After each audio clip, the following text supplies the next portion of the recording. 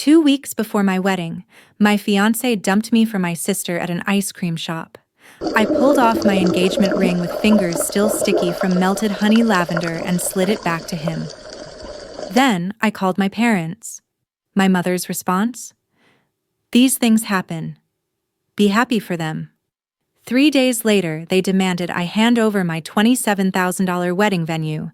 Same date, same time slot, so my sister could marry my ex-fiancé. Called me selfish when I said no. She posted engagement photos at the exact limestone ledge where he'd proposed to me. 200 people liked it. Not one person asked if I was okay. But here's what they forgot. I'm a graphic designer. I'm very good at creating things people don't see coming. 2 weeks later, I sent them a gift. 175 guests opened it simultaneously. 6 minutes. That's how long it took for their entire relationship to implode in front of everyone they knew. And I'd do it again.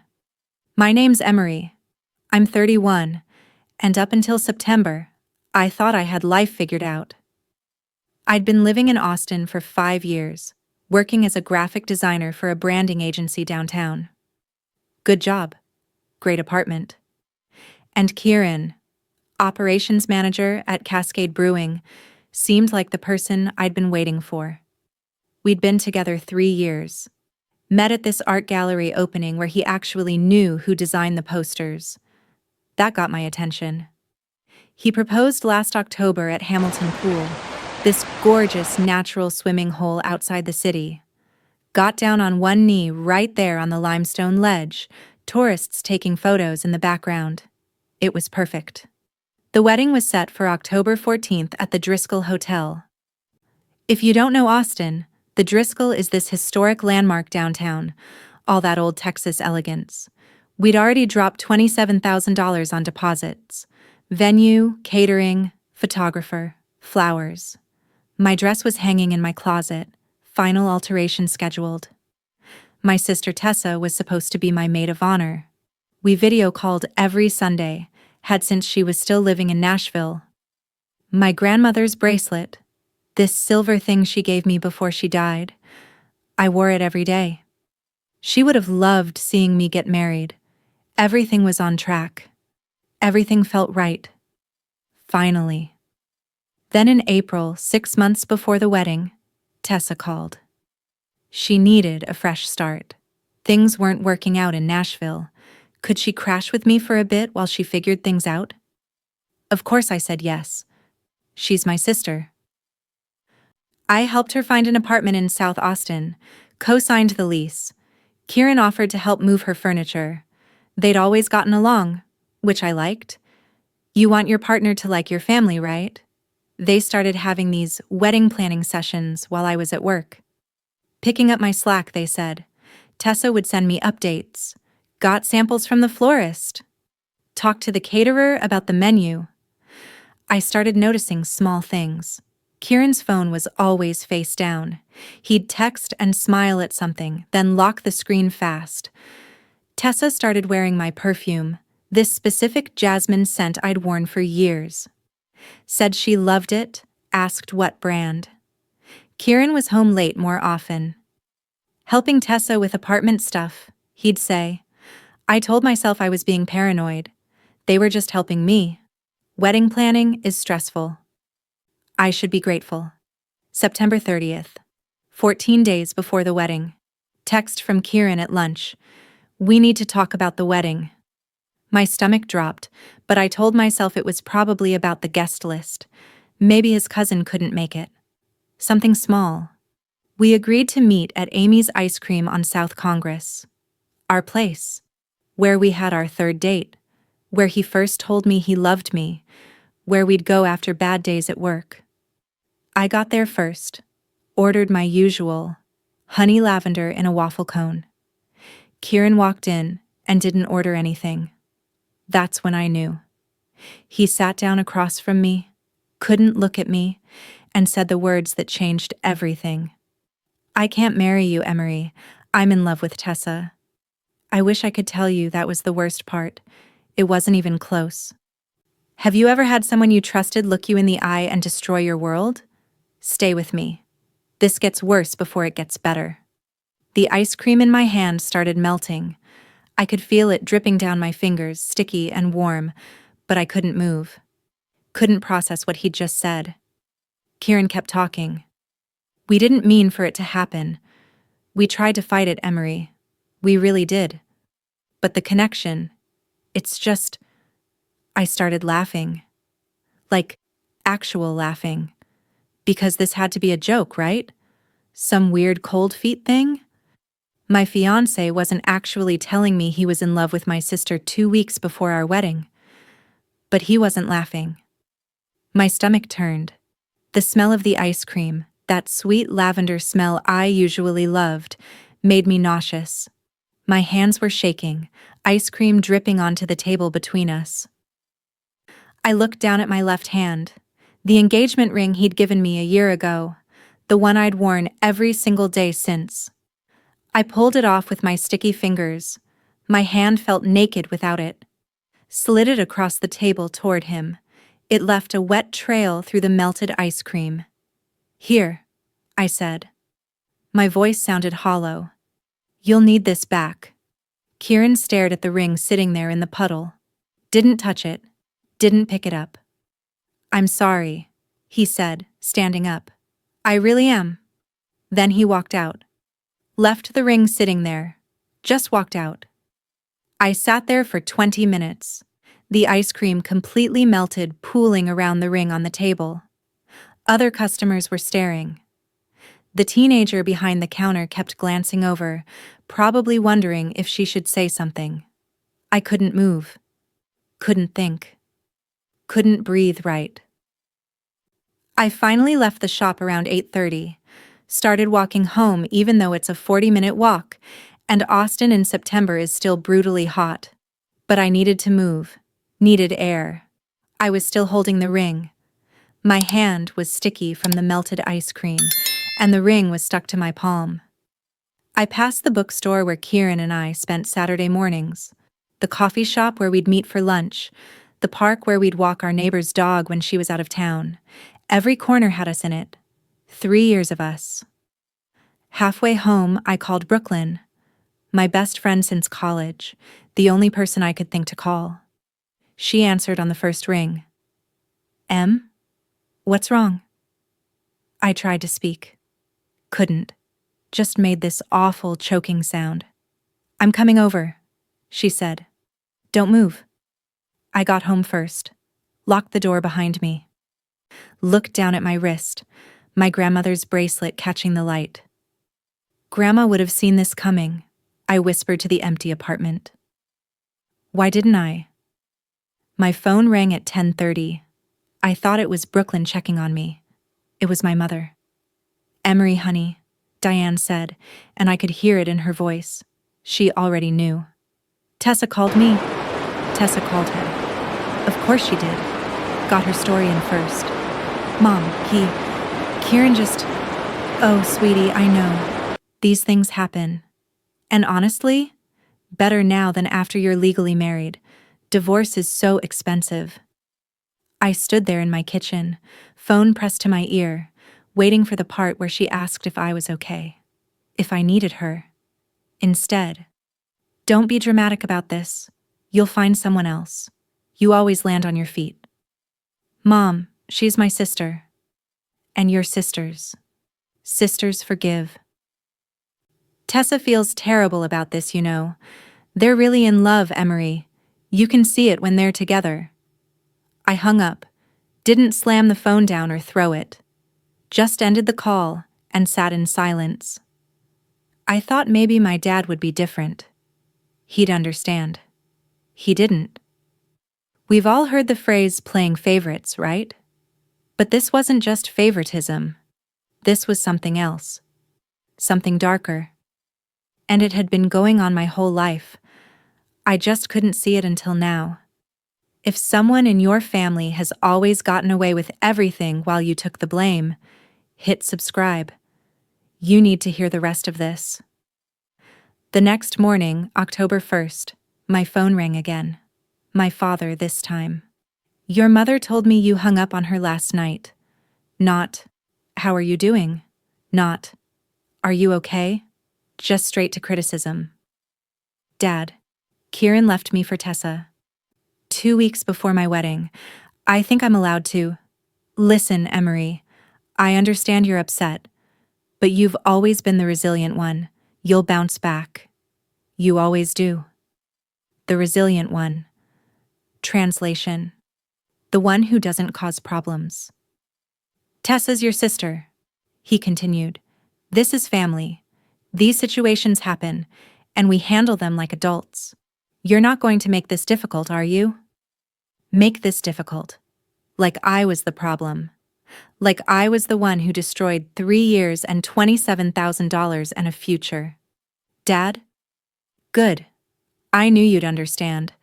Your mother and I raised you better than to hold grudges. He hung up before I could respond. I sat there staring at my phone, trying to remember the last time either of them asked what I needed. 2 days later, October 3rd, my phone rang again. Both parents this time. Speakerphone. I should have known right then. Emery, we need to discuss the Driscoll, my mother said, using her let's be reasonable voice. My stomach tightened. What about it? Well, the deposits are non-refundable. $8,000 for the venue alone, plus catering, flowers. I know, Mom. I paid for it. Silence. Then my father cleared his throat. Tessa and Kieran would like to use your booking. Same date, same venue. Everything's already arranged. It makes financial sense. I couldn't speak. Literally could not form words. Think of it as your wedding gift to them, Dad continued. Like this was perfectly reasonable. The money's gone anyway. Might as well let someone use it. Are you? My voice cracked. Are you actually asking me to give them my wedding? My venue? My date? It's just a building. Emery, Mom said, don't be dramatic. I'm not being. Your silence is very telling, she cut in. Always so selfish. We taught you to think about family first, but apparently that didn't stick. Click. They hung up. Hung up on me after asking me to hand over my wedding to the people who destroyed it. I sat there holding the phone, completely numb. This couldn't be real. This couldn't be my actual family, but it was. That night, October 3rd, I did the worst thing you can do after a breakup. I opened Instagram. I don't know what I was looking for. Proof it was real, maybe. Or proof it wasn't. Either way, I found it. Tessa's post, uploaded 2 hours ago. Sometimes love finds you where you least expect it. Blessed beyond measure or new beginnings. The photo was them at Hamilton Pool. Hamilton Pool. Where Kieran proposed to me. They were standing on the exact same limestone ledge. Same angle, same everything. Tessa was wearing my perfume. I could see the bottle on a rock in the background. The comments were already rolling in. Aunt Linda. Beautiful couple, when's the wedding? Tessa's reply. October 14th. Small ceremony. October 14th. My date, my venue, my wedding. Over 200 likes already. Cousins commenting heart emojis. Family friends saying congratulations. Uncle Rod. So happy for you both. Not one person asked about me. Not one, what about Emery? Or, isn't this her wedding date? I was erased. Like I never existed. Like 3 years with Kieran never happened. Like I didn't matter at all. I turned off my phone and sat in the dark. You're probably wondering if I confronted them. Screamed. Threw things. I didn't. Because what I did next was so much better. Some of you are thinking I should have just walked away. Been the bigger person. Let it go. And maybe you're right. But here's my question. Why is it always the victim who has to be bigger? Why do we have to make ourselves smaller so toxic people can feel comfortable? Drop bigger in the comments if you've been told that before. The gift I gave them. They had no idea what was coming. Neither do you yet.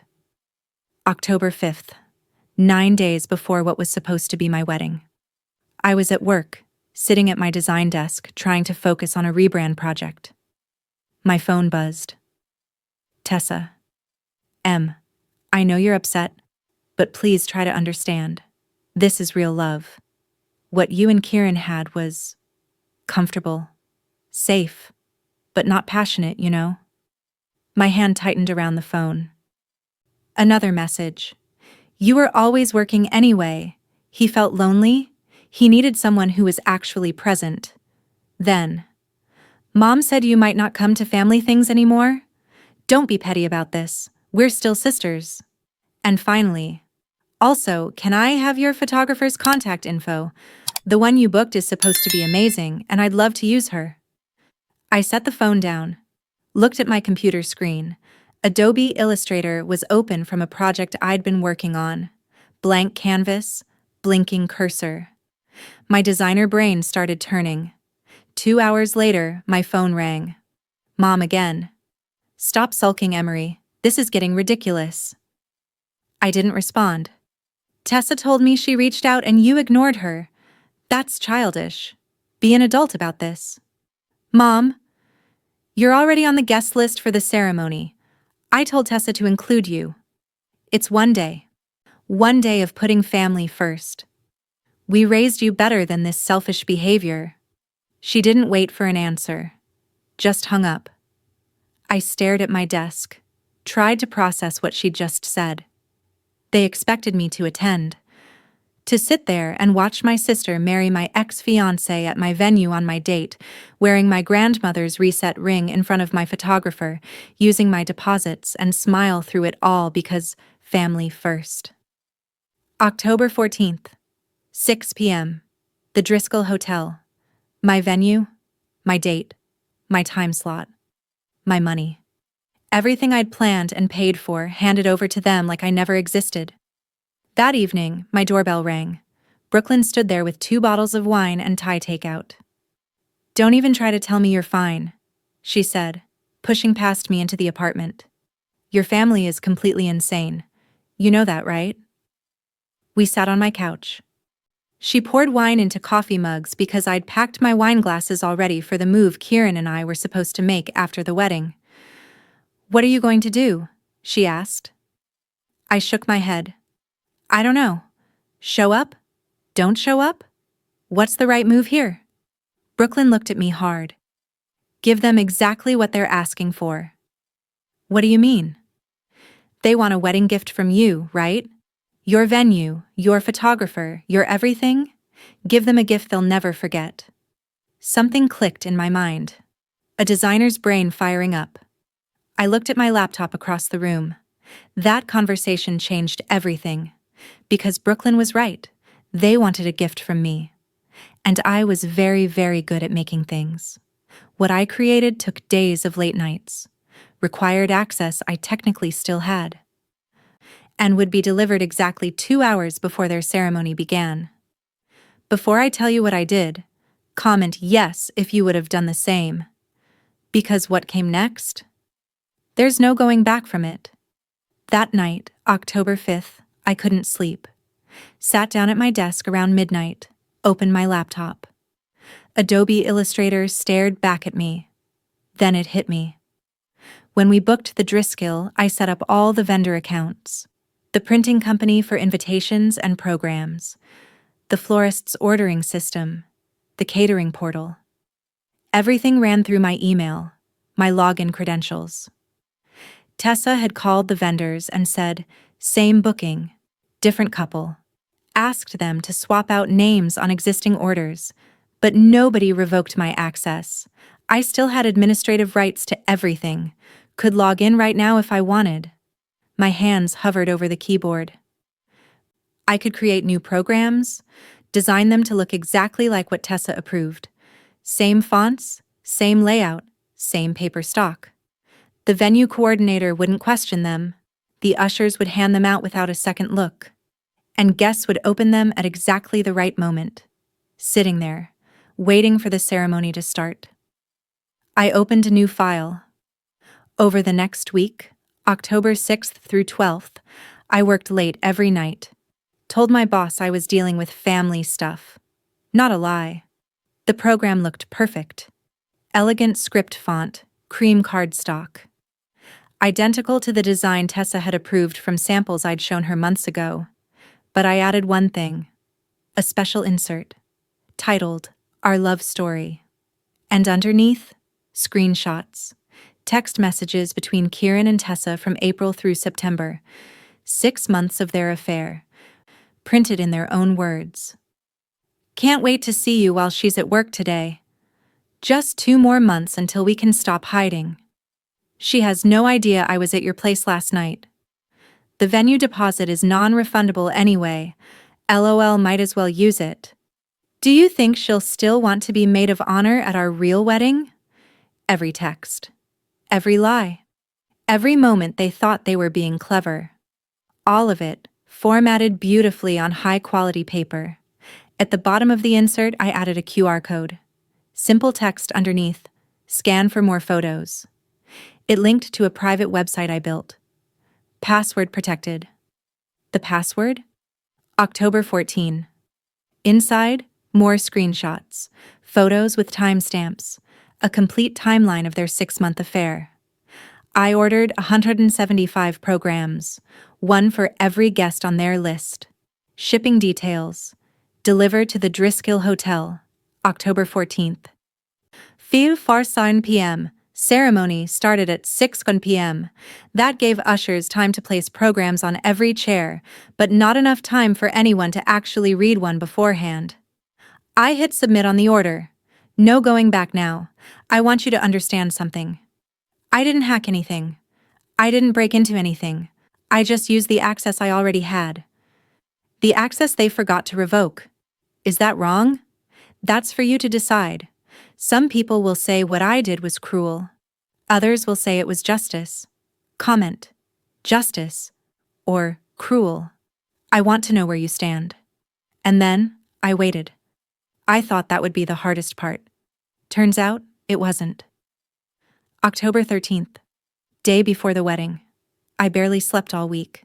Kept waking up at 3 a.m. thinking about those programs. What I'd done. What was about to happen. Could still stop it. Call the printer. Cancel the order. Pretend it never happened. My phone buzzed. Brooklyn. You good? I stared at the message, typed. Having second thoughts. 3 dots appeared. Then. Remember what Tessa texted you. Don't be petty. Remember your mom calling you selfish? Remember them asking for your photographer? She was right. Remember they chose this, Brooklyn added. You're just making sure everyone knows the truth. I typed back. You're right. I'm always right, now get some sleep. Tomorrow's a big day. I almost laughed. Yeah, tomorrow was definitely going to be a big day. October 14th. I woke up at 10 a.m. surprisingly calm, made coffee, normal Saturday morning, except it wasn't. I checked the tracking number on my laptop. Delivered, 4:17 p.m., signed for by venue coordinator. The programs were in the building. In some few minutes, ushers would place those programs on chairs, guests would arrive, and sit down. Someone would open a program while waiting for the ceremony to start.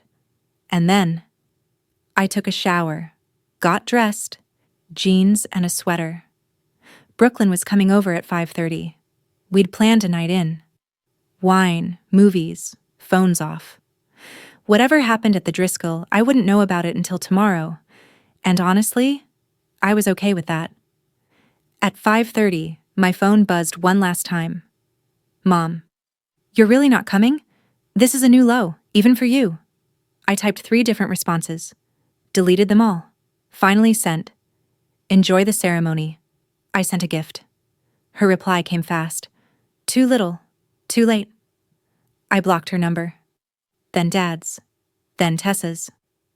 Turned my phone completely off. Brooklyn knocked. I opened the door. She held up 2 bottles of wine. To new beginnings, she said, walking in. We toasted. Neither of us mentioned the wedding. At 6 p.m., exactly when they were supposed to say, "I do," I was on my couch with wine. I didn't obsess. Why? Because I knew. 37 minutes later, at 6:37 p.m., everything I'd planned was already in motion, but I didn't find out until the next morning. And when I did find out, let's just say those programs worked exactly as intended. October 15th. I woke up on Brooklyn's couch around 9:30 with a wine headache and no memory of how many glasses I'd had.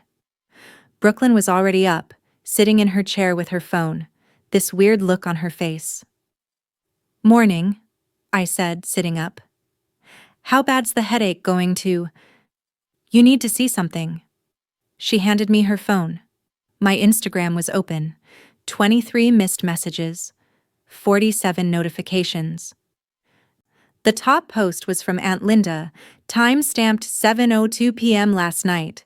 "Most awkward wedding ever. I have no words." Someone had posted a photo of the program. You could see the insert, the text messages clearly visible. The post had been shared over 300 times already. I scrolled. Austin wedding shaming groups had picked it up. Bride and groom exposed at their own ceremony. Cheaters caught in 4K. Wedding program reveals 6-month affair. My hand started shaking. Brooklyn took the phone back. "Hey, breathe. Did it actually work?" She showed me another post, another photo, another share. "It worked better than you planned." I sat there, trying to process. It had actually happened. Everything I'd designed, everything I'd planned, it had worked. Brooklyn had been up since 6, collecting receipts from every source she could find. The wedding photographer had posted something around 8 p.m., then deleted it fast. But screenshots exist forever. In 15 years of shooting weddings, I have never seen anything like what happened tonight. She'd pieced together the timeline from multiple people who were there. 5:45 p.m. Ushers handed out programs as guests arrived. 5:50 p.m. People sat down, opened programs while waiting. Started reading the Our Love Story section. 5:55 p.m. Whispers spreading, people looking at each other. Some pulling out phones, taking photos, scanning QR codes. 6 p.m. At least 40 guests had seen everything. 6:02 p.m. Tessa started walking down the aisle, noticed confused faces but kept going. 6:05 p.m. She reached the altar. Someone, Brooklyn thinks it was Kieran's brother, handed her a program, opened it to show her the insert. 6:06 p.m. Tessa opened it fully, standing right there next to Kieran. Someone who was there said she screamed, Brooklyn told me. Like, full-on screamed, not crying, just this loud, horrified scream. Kieran grabbed the program, saw his own text messages printed. His face, apparently, went from confused to white to green in about 5 seconds. 6:07 p.m. Tessa ran, full wedding dress, veil flying, straight back down the aisle and out. Kieran just stood there, frozen.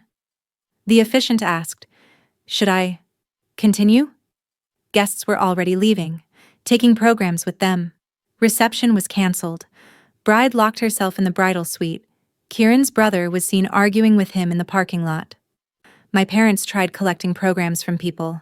Too late. At 10 a.m., I turned my phone back on. It exploded. Texts, calls, voicemails flooding in. "Mom, what have you done? Call me right now. You ruined everything. Dad, this is unforgivable, Emery. You're out of this family. Don't contact us again. We're done." Tessa had sent 17 messages between 6:15 p.m. last night and 3 a.m. this morning, each one more unhinged than the last. "I hate you. You're dead to me. How could you be so cruel? We didn't even do anything that bad. You embarrassed me in front of everyone. My life is ruined because of you and Kieran." One message, sent at 11:47 p.m. "Why?" I read through everything. Didn't feel angry, didn't feel guilty. Just, Nothing. Brooklyn watched me. You okay? I set the phone down. Yeah, I said. Actually, I'm perfect. You might think I felt guilty, that I regretted it, that I stayed up that night wondering if I'd gone too far. I didn't. Want to know what I did instead? We've all been told to forgive people who don't deserve it. To be the bigger person while they face zero consequences. This channel is different. We don't apologize for setting boundaries. Hit subscribe if you get it. Comment deserved or too far, because this is where it gets interesting. The story went viral, not nationally or anything, but in Austin, everyone knew about the program wedding. Local wedding vendors were talking about it. Event planners, photographers. My colleagues at work kept mentioning this crazy wedding drama they'd heard about. I'd just smile and say nothing. Tessa's Instagram went completely dark. Every post deleted. Account eventually disappeared. Kieran's too. Just gone. My parents' Facebook showed no mention of any wedding. No photos. Nothing. Like October 14th never happened. But the extended family? That was a war zone. Aunt Linda posted, "Sometimes people need to be exposed. Truth hurts." Uncle Rod commented, "Family drama should stay private. This was cruel." Cousins arguing in the comments, taking sides.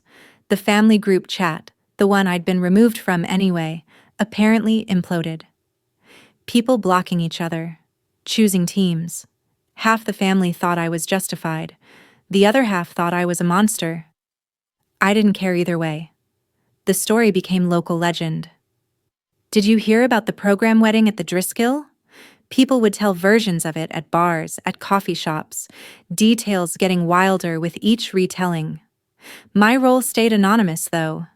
Nobody knew I was the designer behind it, and I planned to keep it that way. A week later, October 21st, I got an email from the photographer I'd originally booked. The one Tessa had asked for contact info about. "Hi, Emery. I heard about what happened at the October 14th wedding. I wanted you to know, Tessa reached out last week asking to book me for another small ceremony in November. I declined. What she did to you was wrong." Then another email. The florist. "We work with real people, real love stories. We see the good and the bad. What happened to you was bad." I told her no. The cake maker reached out too. Even the venue coordinator from the Driscoll sent a private message. "We've been in this business 20 years. We know the difference between love and lies." Strangers, vendors I'd worked with once, briefly, had my back. While my own blood family cut me off. That told me everything I needed to know. November 4th, 3 weeks after the wedding that wasn't. My boss called me into her office. I thought I was in trouble. Too distracted lately, maybe. Instead, "We're promoting you to creative director. Salary increase, corner office, team of 3 designers reporting to you. Your attention to detail is exceptional." If only she knew. I moved to a better apartment downtown that weekend. Kept my grandmother's bracelet. Donated the wedding dress to a charity shop. That Sunday, I ran into Gavin at a coffee shop. College friend, hadn't seen him in years. He'd just moved to Austin, working as an architect. We grabbed coffee, talked for 2 hours. Easy conversation. He knew nothing about my drama. Saw me as just Emery, not the scorned ex-fiancé. Not the vengeful sister. Just me. "Want to grab dinner next weekend?" he asked. I smiled. "Yeah, I'd like that." My family thought that wedding program would destroy me, that I'd be the villain in their story, that no one would understand why I did it. They were wrong on all counts. But there's one thing they got right. I was done with them. Completely done. And I thought that was the end. Then my mother showed up at my apartment. November 4th. Same day as my promotion. 7 p.m. I was cooking dinner in my new apartment. Gavin was coming over in an hour, our third date. I'd just opened wine when the doorbell rang. I figured he was early. Opened the door. My mother stood there. She looked smaller than I remembered. Older. Hair not as perfect. Makeup not quite right. "We need to talk," she said. "No, we don't." I started closing the door. "Emery, please, 5 minutes." Something in her voice. Something broken. Against every instinct, I let her in. We sat. Awkward silence. She kept looking around my apartment like she was cataloging what I had, what I didn't. "Tessa and Kieran broke up," she finally said. "I know. Saw it on Facebook before I blocked everyone." "She's devastated, Emery. She's your sister. She stopped being my sister the day she stole my fiancé." "Actually, no. She stopped being my sister when she asked for my photographer's contact information." "That's dramatic. Stop." I stood up. "Just stop." "You want to know what's dramatic, Mom?" Demanding I hand over my wedding venue to the people who betrayed me. Calling me selfish when I refused. Inviting them to family dinners 2 weeks after they destroyed my life. Never once, not once, asking if I was okay. "We didn't know it would. You didn't care. There's a difference." My voice stayed calm. That's what surprised me most. No yelling, no crying, just facts. Tessa has always gotten everything she wanted, always. The attention, the forgiveness, the free passes. And I was always expected to smile and take it. Be the bigger person, be resilient, not cause problems. Mom was crying now. We're family. Family forgives each other. No, Mom. Family protects each other. Family supports each other. Family doesn't demand you sacrifice yourself so someone else can be comfortable. I walked to the door. Opened it. I'm not coming back. Not for Thanksgiving. Not for Christmas. Not for Tessa's next wedding or her next crisis. You made your choice years ago. You chose her. Always her. I choose me now. She stood, mascara running. You'll regret this. The only thing I regret is not doing it sooner. She left. I closed the door, locked it, leaned against it and took a deep breath. Looked down at my grandmother's bracelet on my wrist. Thanks, Grandma, I whispered. I finally get it. I thought closing that door would feel sad, or scary, or like I was losing something. It didn't. It felt like coming home. This channel is about more than stories. It's about recognizing toxic patterns and choosing yourself. If that's your journey too, subscribe. You belong here. April. Spring in Austin. I was sitting at an outdoor restaurant with Gavin in Brooklyn. We were laughing about something stupid. I don't even remember what. Just one of those perfect moments where everything feels light. My phone buzzed. Unknown number. Text. It's Tessa. I'm sorry for everything. Can we talk? I showed Brooklyn. What are you going to do? She asked. I deleted the message, blocked the number. Nothing. I'm doing absolutely nothing. Gavin looked over. Everything okay? Everything's perfect, I said.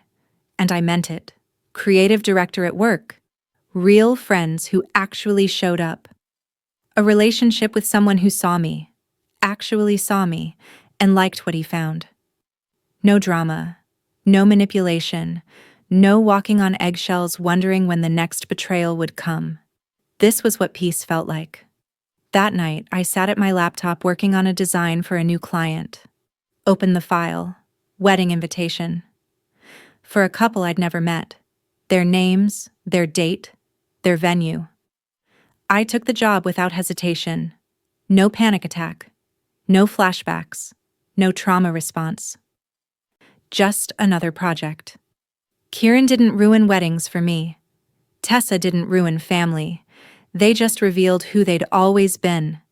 And honestly, I was grateful. Because now I knew what real support looked like. Brooklyn showing up with wine and truth. Gavin seeing me on my worst days and staying anyway. I knew what self-respect felt like, what boundaries felt like, what choosing myself felt like. My grandmother's bracelet caught the light from my desk lamp. I touched it, smiled. "You were right, Grandma," I said to my empty apartment. "Sometimes the trash really does take itself out." I closed my laptop, looked straight ahead, like I was talking to someone sitting across from me. If you're watching this and you're in a situation like I was, where your family demands you set yourself on fire to keep someone else warm, where being the bigger person means becoming a smaller version of yourself, where your boundaries are called drama and your pain is called selfishness, here's what I learned. Family isn't who shares your blood. It's who shows up when you're bleeding. Being alone is better than being with people who make you feel alone. And sometimes, the best revenge isn't revenge at all. It's building a life so good they become irrelevant. That wedding program? It wasn't about destroying them. It was about refusing to let them destroy me in silence. And you know what? I'd do it again. You probably have questions.